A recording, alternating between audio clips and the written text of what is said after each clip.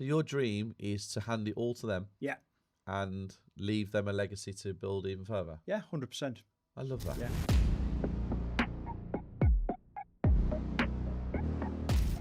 We are back with another episode of the Dream Big podcast. And today I have another Property Circle member called Darren Wilson Horn. Now, some of you have already seen him on my YouTube channel. I've shot multiple of his properties. I have been on site with him lots and lots of times. We spend a lot of time together outside of what he does in his properties. We go to the auction houses together. He's always attending the events. And today you're in for a real treat from a guy who has so much knowledge in the industry that you cannot not watch this podcast and be educated and inspired. So, Darren, thank you so much for coming down. Thanks for having me, Steve. Appreciate it. The accent, let's touch upon it straight away because people are going to be like, what did he just say? Where are you from? I'm from Newcastle. Most people in Nottingham call me Geordie for Okay. obvious reasons. But yeah, from Newcastle originally and moved down to Nottingham about 25 years ago. Okay. Born in Newcastle, live in Nottingham, your portfolio's in Nottingham. Why Nottingham? Well, originally I worked for a company which I'd worked for 35 years till I retired. I got moved about with the company and I ended up in a place called Sutton in Ashfield, which is North Nottinghamshire. Yeah, so that's why I ended up down here. And Moved just with a settled job. there? Yeah, just settled with a down here. Got married and yeah. Okay. Newcastle. Let's just have a little conversation about Newcastle. Have you ever thought about investing up there, or have you just completely shelved that and just want to stick to where you are? I have done, and I'm looking at the minutes actually. But when I got into property, I wasn't really up there, so I had moved to Nottingham by that time because I'm from a place in Whitley Bay, and every time I go up there, I'm thinking I need to buy a holiday home here, maybe let it out and use it the weekends myself. You know. Okay. You got any family still up there? Yes, I have my parents. They used to live in Spain, but now they're back in Newcastle. Do you go up often? Not as often as I'd like. Probably Okay. once every 6 weeks.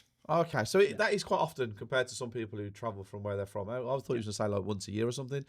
Football, big football fan. Oh yeah, 100%. Obviously, I was going to say like we can't be saying that you're a Nottingham Forest fan and you're born in Newcastle. It doesn't work like that, guys. Any of you guys that are born in Smethwick, West Brom, Handsworth, and you're Man United and Arsenal fans, get the fuck out of here. What's going on with you guys? You got problems you lot have. So football. I just want to go off topic a little bit, guys. Do you religiously follow it, or is it just like I'm from Newcastle and I support Newcastle? No. I used to have a season ticket, and I knew a lot of Wow. the players back in the day. I used to socialise quite a bit with them. But we're moving away. I haven't got my season ticket now. I passed it on to my dad, and then he moved to Spain, so it's sort of we lost touch. But I'd love to get a season ticket again. Okay. But I do take the kids up every so often. We were there last week actually, Newcastle Forest, Yeah. which Newcastle won. But yeah, so The one stadium I've always wanted to go to is Newcastle. Yeah. It's the one stadium that I've always wanted to go to. Never been because I don't like travelling. So the journey up there. it's a great stadium, and the fact that it's right in the city centre of Newcastle, it's great. Everything's there. You're not travelling outside the city. It's great stadium. Favourite player ever? It's a tough one because I've had so many great players over the years. I'd probably say Peter Beardsley. Wow, I know who he is. I know who Peter Beardsley is. Great striker. Yeah, What about Alan Shearer? another great player, But not your favourite. Yeah, well, he scores the goals, but Peter Beardsley, I think, great skill. Yeah, great player. Okay, Yeah. let's get back to property. That's what you all guys are here for. I just wanted to give you a little insight into how he is and what his brain works like. Football fan, obviously. Big West Bromwich Albion fan. Greatest club in the country. You know, comment below when you all support them. And everyone who doesn't support them, piss off. So, property. You started out in buy-to-lets. Yes. Was it just because that's the strategy you knew? Or was it you had a plan? Basically watching TV, Homes Under Hammer, should I say. Watched that, seen people doing property up and renting them out. Got the sort of bug for it while I was working. Had a lot of time off doing shift patterns. Got into it that. Just started basic. Well, I've been to a lot of your properties because you own a lot. And I've been around multiple of your sites. Today we've been around 2. I know you've got another 3 that you're waiting for completion on. You've got the commercial with the shops underneath and potentially the flats or the HMO on top. what advice would you give to people watching this now who are starting out and they do have capital? So it's not about not having any money. Someone's got, a few £100,000 lying around and they're ready to take the plunge. Would you tell them to get educated first? Would you tell them to get a mentor? Would you tell them to just jump in at the deep end and you'll figure it all out? What's your best piece of advice you can give to somebody who's got money? Well, I jumped in at the deep end and just went for it. However, getting education can save you a lot of money. Learn from someone else's mistakes, whether having a mentor, but definitely get educated. Okay. I remember when you joined the property circle, you sent a message, didn't you? And then I called you.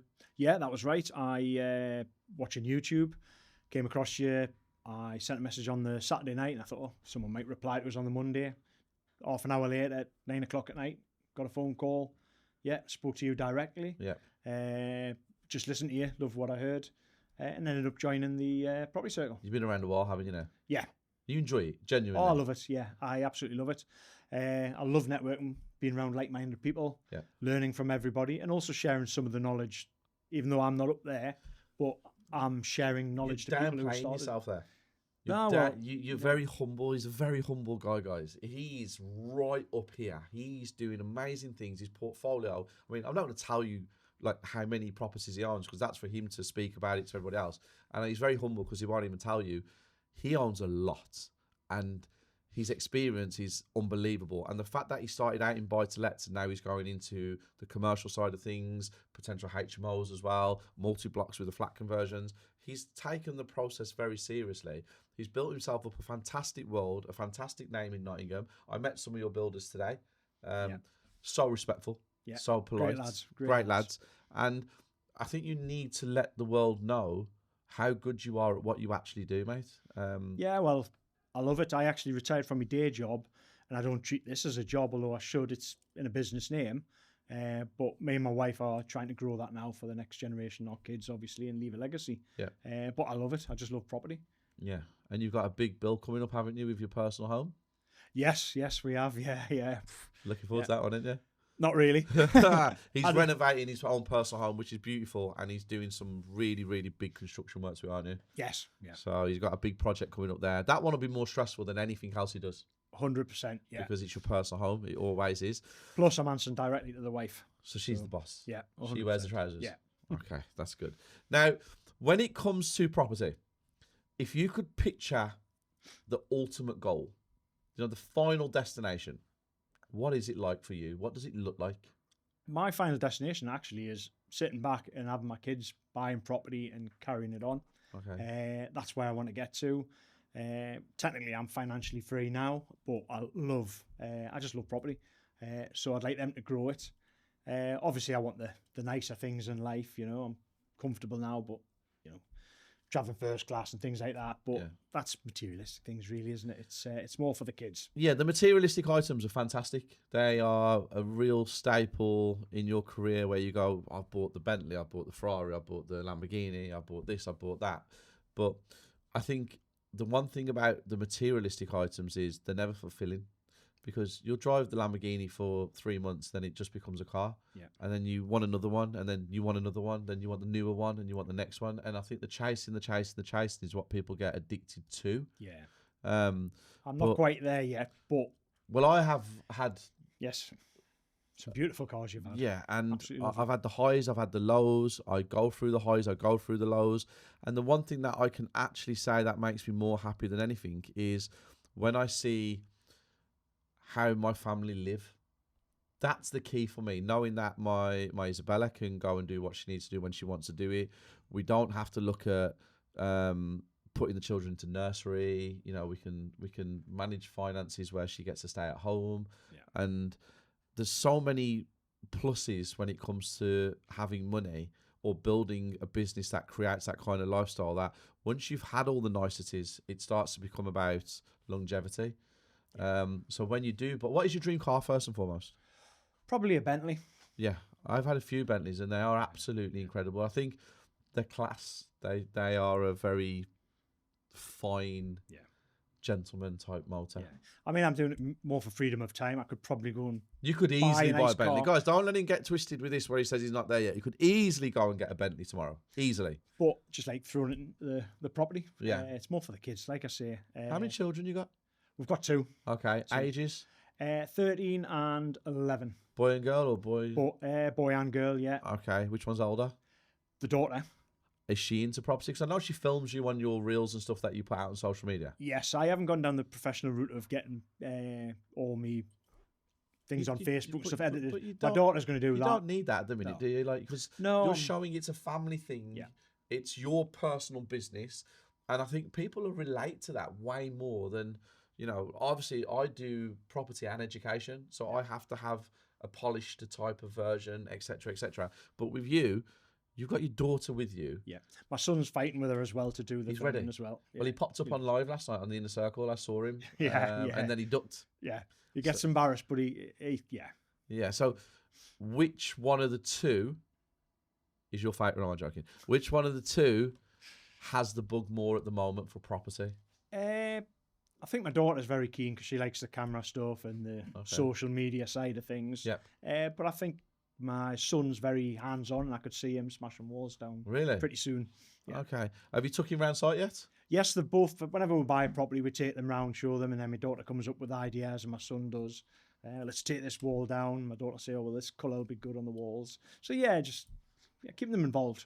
So your dream is to hand it all to them. Yeah. And leave them a legacy to build even further. Yeah, 100%.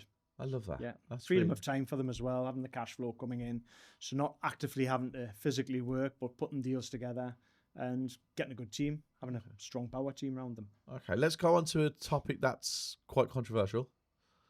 Schooling. Yeah. How do you feel about it in the world today? Because your 13-year-old is already there in the big school. Yes. And your 11-year-old, I presume, started this year. Yes, that's correct. Yeah. So how are you feeling about it?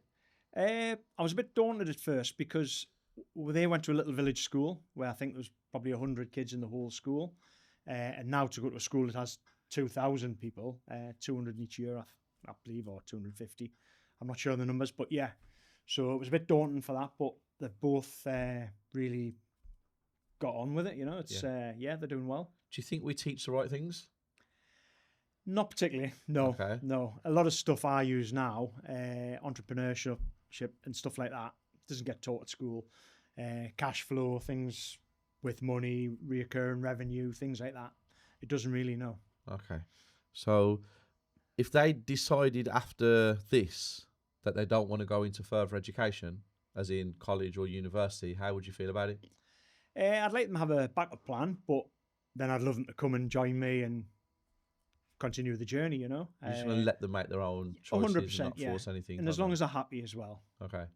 Good. I like that because my children have no choice. Right. It's simple. You either come and work in the family business or you pursue your own career and you can't come back to the family business. Oh, all right. One That's or the a other. strong point. It's one or the other. Because I'm a big believer in you either want something or you don't want something, but I'm not going to say anything to them. I'm going to let them go through everything. And then when they're about 14, 15, that's when we'll start having those conversations because at 16 years old, the choice needs to be made with college and stuff like that. So my take on it is I do not want my children really going into further education personally, but I'm not going to implement that into their growing up. So it's not going to be in their head from a kid because I believe brainwashed. So I think by the time you get to 14, 15 years old, you're a bit more worldly. And I think 14, 15-year-olds, when my children are 14, 15-year-olds, will be like bloody 25, 30-year-olds. So I think they'll be more mature to handle certain conversations. But no, I don't want my children going into further education. I know it's a controversial thing. And it's at the minute, I think my daughter would love to be a vet. If she wanted to do that, but I certainly think she'd do property on the side. Yeah. Like myself, I worked in a factory and and I did the property on the side. So if they want to follow that route, I'm not going to deny them, but I'd love them to just come over and continue the journey with myself. I like that. That's good. So the next 3 months are crucial. End of the year. Yep. What's in the pipeline? What's happening? What do you expect to be done out of the 5 that you've got now? And is there any more additional properties on the cards? Not at the minute. I'm going to try and get as many of these finished as possible. Certainly the other 2 that's coming through that are buy-to-lets or flips, they'll be done and ready to go. The commercial, once I get that, I'm going to decide exactly what route I'm doing. We're going to try and rent the downstairs, split it up, because it's quite a big shop. We'll split it up into maybe 2-3 units, try and get that rented out, or certainly get things in motion for that.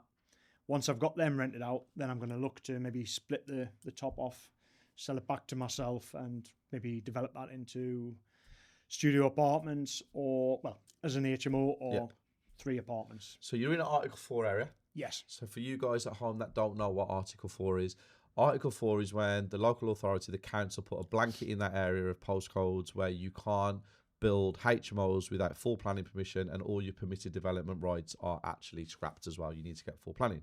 So this property is in an Article 4, so he would need planning from the local authority.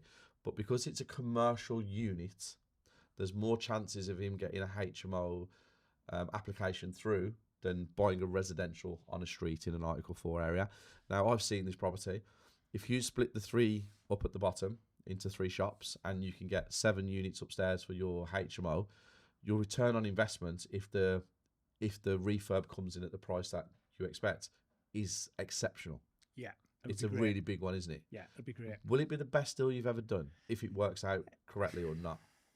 I don't know. Yes, if everything went to plan, yes, it would.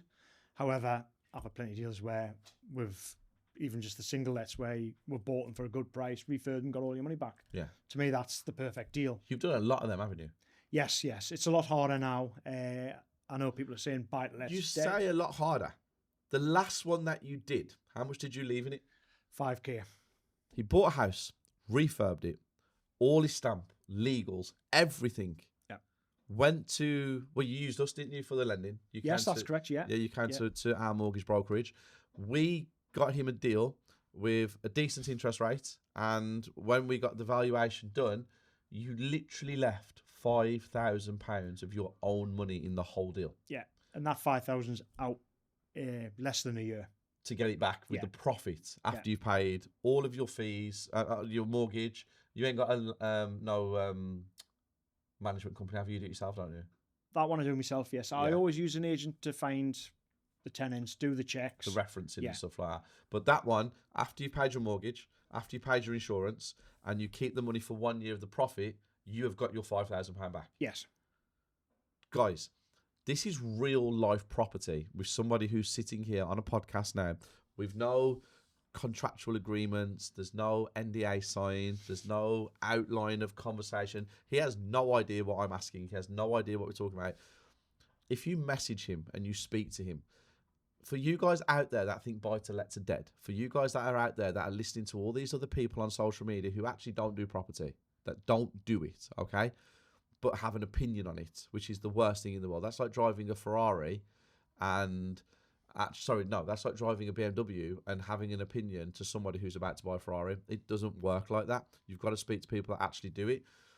He bought a property, he refurbed it, he went to the bank, he refinanced the money back, and all he had to leave in the property was £5,000 of his whole amount of money that he put in, and he gets that back in the first year. Then after the first year, for the next 10, 20, 30, 40, 50, 60 years, everything is profit.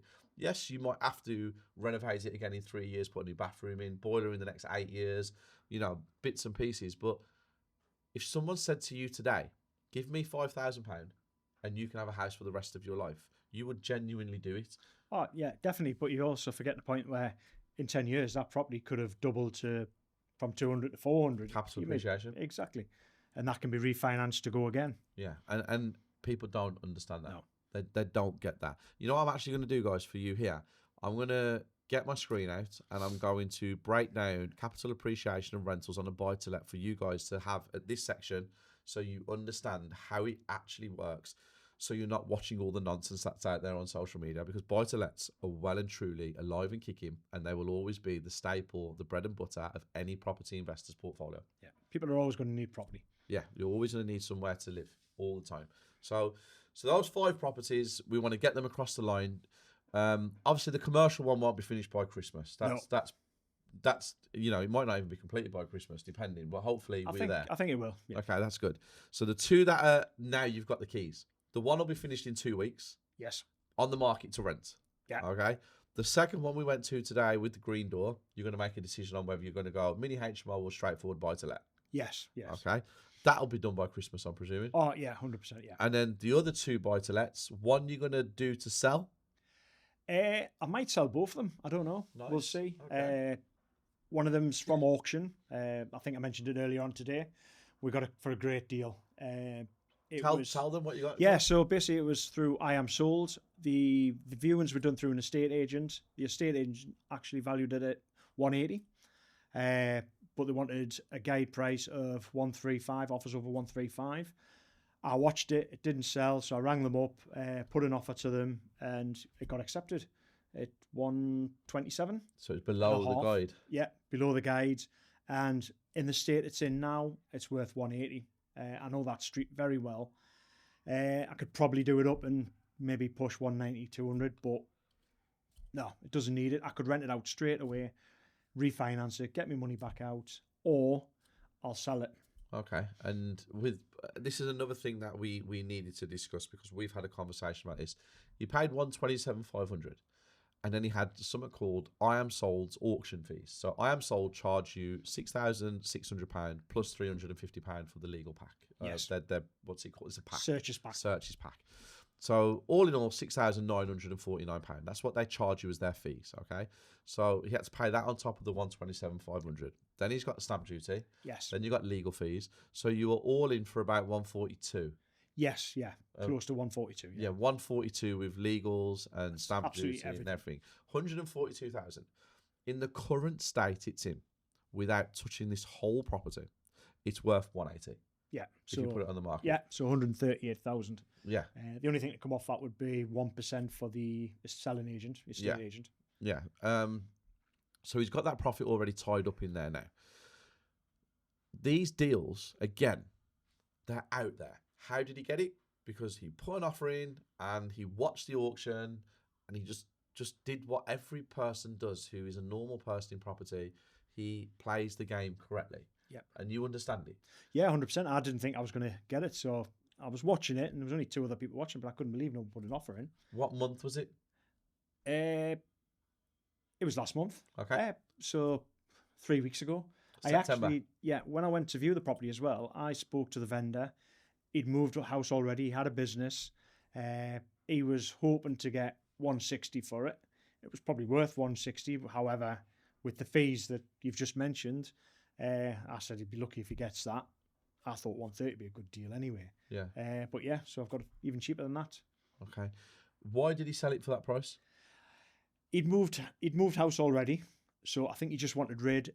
His business, I don't know whether he was needed the money for that or something. I don't know the full details, but he obviously was motivated to sell.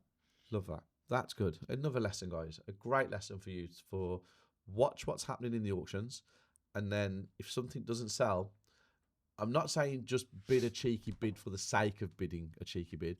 Go in with a bid that you can actually talk about and break down. I'm offering 127 because fees, etc., holding fees as well when you've got the property with your council tax and your bills and stuff like that.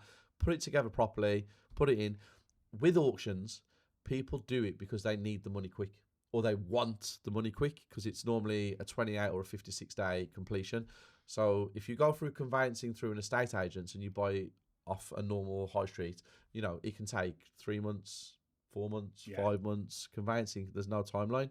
Whereas with auctions, you are on a deadline. Yep. If you don't complete by this date, you will get fined. And potentially, depending on the auction house, they will pull it back off you if you go over too far. So people who are selling auctions are selling because they want or they need the money quick. Yes, 100%. There's always a deal to be done. Yeah. Always a deal to be done. And there's so many auction houses out there that you guys can navigate. But if you've not got any experience with auctions, don't just go willy-nilly bidding on anything because auction properties usually come with a problem somewhere. Okay? So do your due diligence. Come and ask me. Join the property circle. I can help you with auctions. I bought a lot of properties from auctions. I know how it works inside out. So we can help you there. Right. Let me end the podcast in a really good way. Okay, in a really, really good way. We'll keep it positive. It's all good. Steve's not ranted today. We've kept it nice and calm. We've kept it really professional. Tried to deliver some golden nuggets for you guys. So let's end it in a nice, nice positive way. And the way I want to end it is two ways. One, I want you to pick the next guest from the property circle. Right. And secondly, I want you to give 3 motivational tips to people who are stuttering, who are genuinely wanting to do, not the ones that talk it, the ones that are there, but they just can't seem to get themselves away from their job to do it. So 3 motivational tips and 1 guest who should be next. Right. Well, motivation, I would say obviously it's more, you've got to take action. It's all about mindset, 100%. Mindset first, to be honest. Education and just take action. Just do it. They're the 3 things I would say. Okay. Yeah, I think that's... So mindset would be your number 1. 100%. Yeah. Okay. Definitely. Mindset. Because how is your mindset? I battle with it. Okay. That was a big issue at one time. It's not so much now, but I still have doubts. Just thinking about the commercial, I think, am I doing the right thing? It's the next step up, but just got to go and do it. Yeah. You learn from your mistakes. You learn more from mistakes than you do all the positive stuff. Yeah. But mindset, yeah, 100%. I'm always working on it, should I say? Yeah, because you speak to me about it a lot. Yeah. Every time that we meet up or every time you're on there, you always mention something to do with mindset or motivational discipline. I've spotted that with you. But the self-doubt that you have, I think is just carefulness. I don't think you've got a lot of self-doubt because you know you can do it. Yeah. But I think it's just more carefulness because you're thinking my children, my wife, etc., etc. So yeah, your mindset, I believe, is bang on. So that's Thanks really for good. that. Yeah. So mindset, education, and take the risk. Yeah, take the risk. You've got to, because I mean, I've seen a load of people who's had education, and when you speak to them, they tell me all the courses have done everything. I say, all right, what properties have you got? Oh, well, I haven't got anything. The time's not right.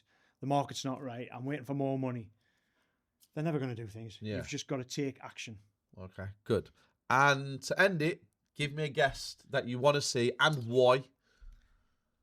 Can I name 2? You can name as many as you want. Here we go, actually. Richard Varhey, always helping the community. Absolutely brilliant on the in the app.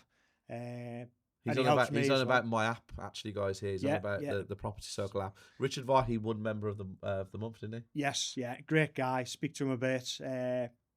Class him as a friend now. Yeah. WhatsApp him sometimes. Yeah, and he's always there to help us. And I'll be reaching out to him soon. And the other one, Dion.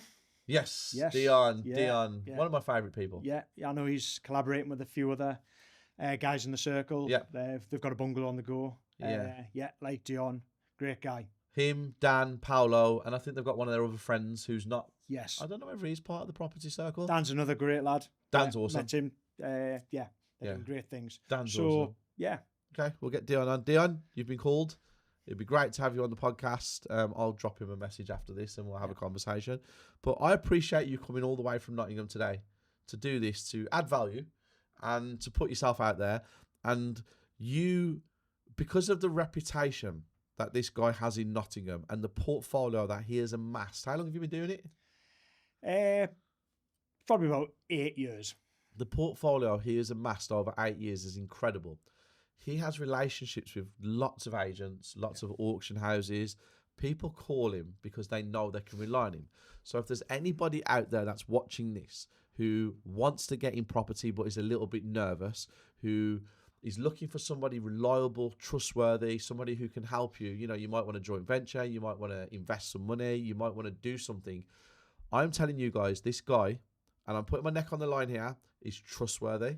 He will stand on. He doesn't let anything slide. He makes sure everything's above board. So if you guys are a little bit nervous or you're looking for a JV partner or somewhere you can place some money that you know is going to be completely safe, this is the guy that I advise that you go to and you have a conversation with, because what he does is incredible. He listens to everything that I've said over the last 2 years of knowing me. He's implemented a lot of stuff. He had 6 years worth of experience before he even came anywhere near me.